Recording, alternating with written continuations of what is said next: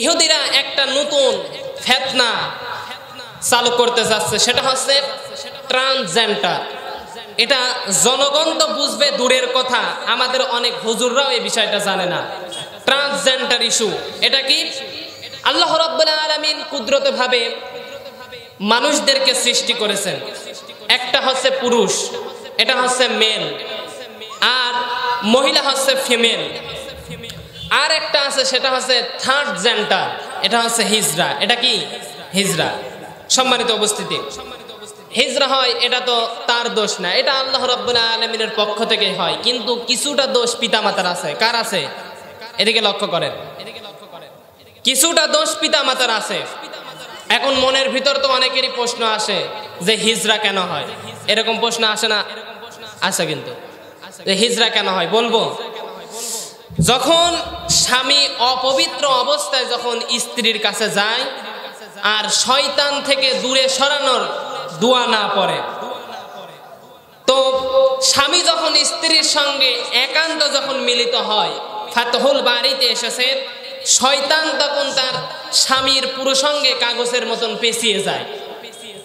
তো স্বামী তার স্ত্রীর সঙ্গে যা করে, শয়তানও তার সঙ্গে কি তাই করে। তে ওই পেটের মধ্যে তখন শয়তানের একটা অংশ চলে যায়, আর তখনই সন্তান হিজরা হয়। সম্মানিত উপস্থিতি, এই জন্য আপনারা যখন স্ত্রীর কাছে যাবেন, পবিত্র হয়ে যাবেন আর দোয়া করবেন, আল্লাহুম্মা জান্নিবনা শাইতান ওয়া জান্নিবিশ শাইতানা মিম্মা রাযাকতানা।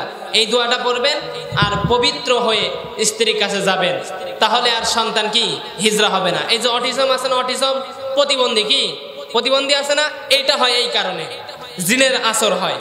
সম্মানিত উপস্থিতি, আমরা হিজরাকে দায়ী করি না, এটা নিয়ে আমাদের কোনো আপত্তি নাই। হিজরা যদি মুসলমান হয়, নামাজ রোজা করে, সেও কিন্তু আল্লাহ রাব্বুল আলামিন তাকে বেহেশতে দেবেন। সম্মানিত উপস্থিতি, এদিকে লক্ষ্য করেন, এটা নিয়ে আমাদের কোনো মাথা ব্যথা নাই। কিন্তু ইহুদিরা অন্য একটা বিষয় ঢুকাইতে চাচ্ছে, সেটা হচ্ছে ট্রান্সজেন্ডার। এটা কি? এটা হচ্ছে লিঙ্গ পরিবর্তন। ইহুদিরা শুধু যুক্তরাষ্ট্রের বাইডেন সরকার $4 মিলিয়ন খরচ করেছে এই ট্রান্সজেন্ডার ইস্যুটাকে চাঙ্গা করতে। এটা হচ্ছে তিন ভাবে হয়। ট্রান্সজেন্ডার লিঙ্গ পরিবর্তন, পুরুষ ইঞ্জেকশন দিয়ে হরমোন চেঞ্জ করে মেয়েদের মতন হওয়ার চেষ্টা, আবার মেয়েরা ইঞ্জেকশন দিয়ে হরমোন চেঞ্জ করে ছেলেদের মতন হওয়ার চেষ্টা। 2, অপারেশন করে ইউরোপ আমেরিকা ট্রান্সজেন্ডার হয়। পুরুষরা লিঙ্গ কেটে ফেলে মহিলাদের মতন কিছু অঙ্গ তৈরি করে, আবার মহিলারা আর্টিফিশিয়াল পেনিস ব্যবহার করে, এটাও হারাম। 3 নাম্বার সম্পূর্ণ উদ্ভট পাগলামি, সেটা হচ্ছে পুরুষ মনে মনে ধারণা করে আমি তো পুরুষ না, আমি মেয়ে। আমি কি? মেয়ে। আর মেয়ে মনে মনে ধারণা করে আমি তো মেয়ে না, আমি পুরুষ। সম্মানিত উপস্থিতি, বেশভূষার মাধ্যমে নারী পুরুষের বেশভূষা ধরা, পুরুষ নারীর বেশভূষা ধরা, এটা হারাম। পুরুষ নারীর মতন অঙ্গভঙ্গি করা, নারী পুরুষের মতন অঙ্গভঙ্গি করা, এটাও হারাম। আর পুরুষ যদি মনে করে যে আমি মেয়ে, আর মেয়ে যদি মনে করে আমি পুরুষ, এটা শুধু হারাম না, এটা কুফরি। এটা কি? কুফরি। সম্মানিত উপস্থিতি, তাহলে ট্রান্সজেন্ডার যে বিষয়টা বাংলাদেশে চালু করতে চাচ্ছে ব্র্যাক বিশ্ববিদ্যালয়, এটা হচ্ছে নাস্তিকদের আবেদ খানের।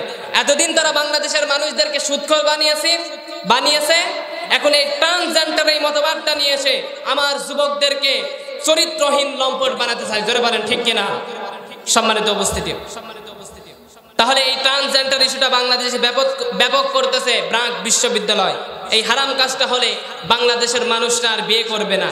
তারা কি করবে? ছেলে ছেলেকে বিবাহ করবে, মেয়ে মেয়েকে বিবাহ করবে। তখন পরিবার থাকবে না, পারিবারিক স্ট্রাকচার আর থাকবে না। সমকামিতা বাড়বে, বদমাশি বাড়বে, জেনা বাড়বে, আর ঘরে ঘরে হারামজাদা পয়দা হবে। সম্মানিত উপস্থিতি, ইহুদিরা চাচ্ছে একটা স্যাটানিক স্টেট, শয়তানি রাষ্ট্র বানাতে বাংলাদেশকে। আর এটার দায়িত্ব দিয়েছে বাংলাদেশের নাস্তিকদের যারা এনজিও চালায়, ব্র্যাক বিশ্ববিদ্যালয়কে। এই ব্র্যাক বিশ্ববিদ্যালয়ের একজন প্রফেসর ডাক্তার আসিফ মাহতাব, তিনি এই বিষয় নিয়ে তিনি প্রতিবাদ করার কারণে ব্র্যাক বিশ্ববিদ্যালয় থেকে তাকে চাকরি থেকে বহিষ্কার করা হয়েছে। স্পষ্ট করে দিচ্ছি, ব্র্যাক বিশ্ববিদ্যালয় যদি এই ট্রান্সজেন্ডারের পক্ষে যদি কাজ বন্ধ না করে আর আসিফ মাহতাবের চাকরি যদি বহাল সারা বাংলাদেশের আলেমরা বাধ্য হবে এই ব্র্যাক বিশ্ববিদ্যালয়ের বন্ধের দাবিতে রাজপথে নামতে জোরে বলেন ঠিক কিনা? কোরআন যেন মানুষ না শুনতে পারে এই জন্য যতগুলো পরিবেশ তৈরি করা দরকার ওই রকম ভীতিপূর্ণ পরিবেশ তারা তৈরি করে দেবে। ওই সময় আবু জেহেল কাফের ছিল আমরা জেনেছি, এখন অনেক মানুষ কিন্তু আবু জেহেলকে ছাড়িয়ে গিয়েছে। আল্লাহর নবী যখন আবু বকরের সামনে কোরআনে কারিম তেলাওয়াত করলো, জাদাতহুম ঈমানা, ঈমান তার বেড়ে গেল, বলেন সুবহানাল্লাহ। আর এই একই কোরআন আবু জেহেলের সামনে পড়েছে, ওর শয়তানি বেড়ে গিয়েছে। কথা বলেন না কেন? সম্মানিত উপস্থিতি, কাফেররা আইন পাশ করেছিল লা তাসমাউ লিহাযাল কোরআনি, সবকিছু চলবে, এই কোরআন চলতে দেওয়া যাবে না। কারণ ওরা খুব ভালোভাবে বুঝেছিল মুহাম্মদ যেটা জানাতে চায় এটা যদি আমরা মেনে নিই তাহলে আমাদের অবৈধ ক্ষমতা থাকবে না। এই জন্য আগেই নিষেধ করেছে কোরআন যেন মানুষ না শুনতে পারে। আবু জেহেল ও কিন্তু জেনেছিল আমার যে চেয়ার এটা অবৈধ। আবু জেহেল কিন্তু অবৈধভাবে ক্ষমতায় বসেছিল, চেয়ারে বসেছিল। ও জানেছিল আমি যদি মুহাম্মাদের এই কথা মেনে নিই আর মানুষ যদি জানতে পারে আমার অবৈধ ক্ষমতা থাকবে না। এই জন্য আগেই নিষেধ করেছে কোরআনের মাহফিল যেন না হয়, কোরআনের আলোচনা যেন না হয়। ওয়াল গাউফিহি, শুধু শুনবে না তা না, কাফেররা এই কথা বলেছিল কোরআন যেখানে আলোচনা হবে মাহফিল তৈরি হবে ওটা তোমরা নষ্ট করে দাও। আজও বাংলাদেশে ৯৬% মুসলমান, অথচ এখনো অনেক তাফসির মাহফিলে ওয়াজ মাহফিলে ১৪৪ দ্বারা 144 জারি আছে। জোরে বলেন ঠিক কিনা? আমি কি মিথ্যা কথা বলতেছি? সম্মানিত উপস্থিতি, আল্লাহ রাব্বুল আলামিন কোরআনে কারীমের মধ্যে জানিয়েছেন ওরা বুঝেছিল যদি মানুষ কোরআন না শোনে তাহলে আমরা যে রমরমা ব্যবসা করছি এটা টিকে যাবে। আজও পৃথিবীতে যাদের এই ধারণা যে আমরা টিকে থাকবো যে কোনো কায়দায়, ওরা একমাত্র কোরআনের মাহফিলে বাধা দেয়। জোরে বলেন ঠিক কিনা? সম্মানিত উপস্থিতি, দ্বিতীয় নম্বরে কোরআন যারা শুনতে আসে ওরা বিশ্বাস করে কোরআন আল্লাহর কিতাব। আপনার কি রাগ হচ্ছে নাকি? ওই তো মনে হচ্ছে মন খারাপ। আল্লাহ রাব্বুল আলামিন জানিয়েছেন দ্বিতীয় নম্বরে বিশ্বাস করে কোরআন আল্লাহর কিতাব। মাওলানা যা বলবে বানিয়ে বলবে না, সব কিছু আমার আল্লাহর কথায়। কোরআনে কারীম জানিয়েছে কারা ওয়া ইযা কিলা লাহুম তাআলাউ ইলা মা আনসালাল্লাহু ওয়া ইলার রাসূলি রাআইতাল মুনাফিকিনা ইলা আখির আয়াত। কোরআনে কারীম সূরাতুন নিসা ৫ নম্বর পারা ৭ নম্বর পৃষ্ঠার প্রথম নম্বর লাইনের ৬১ নম্বর আয়াত কারীমা এটা আল্লাহ রাব্বুল আলামিন বলেন ওয়া মানে এবং ইযা মানে যখন, ইলা মানে বলা হয়, তাআল মানে আসো, ইলা মানে দিকে, মা মানে মা আনসালাল্লাহু আমি আল্লাহ নাযিল করেছি, ওয়া ইলার রাসূলি আমার রাসূলের আদর্শের দিকে আসো।